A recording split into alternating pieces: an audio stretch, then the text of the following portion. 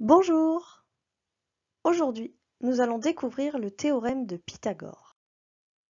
Environ 500 ans avant Jésus-Christ, grâce à la corde à 13 nœuds que les Égyptiens utilisaient pour construire des angles droits, Pythagore s'est intéressé au triangle rectangle.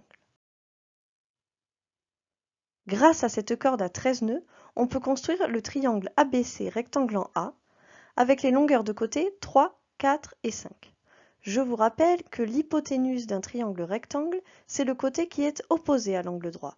Ici, c'est donc le côté BC. C'est aussi le plus grand côté d'un triangle rectangle.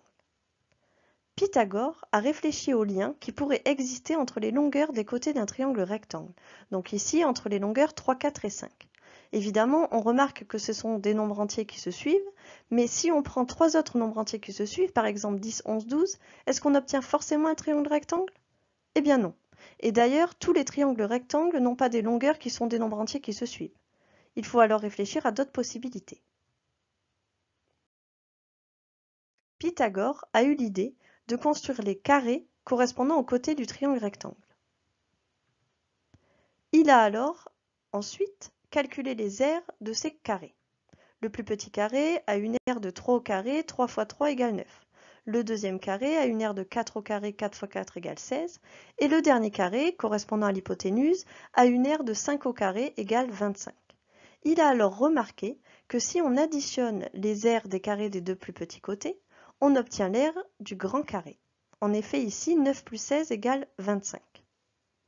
On peut écrire l'égalité BC au carré est égale à AB au carré plus AC au carré. Cette égalité est appelée égalité de Pythagore.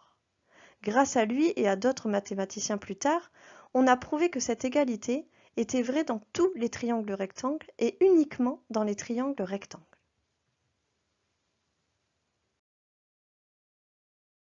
Le théorème de Pythagore nous dit donc que, si un triangle est rectangle, alors le carré de la longueur de l'hypoténuse est égal à la somme des carrés des longueurs des deux autres côtés.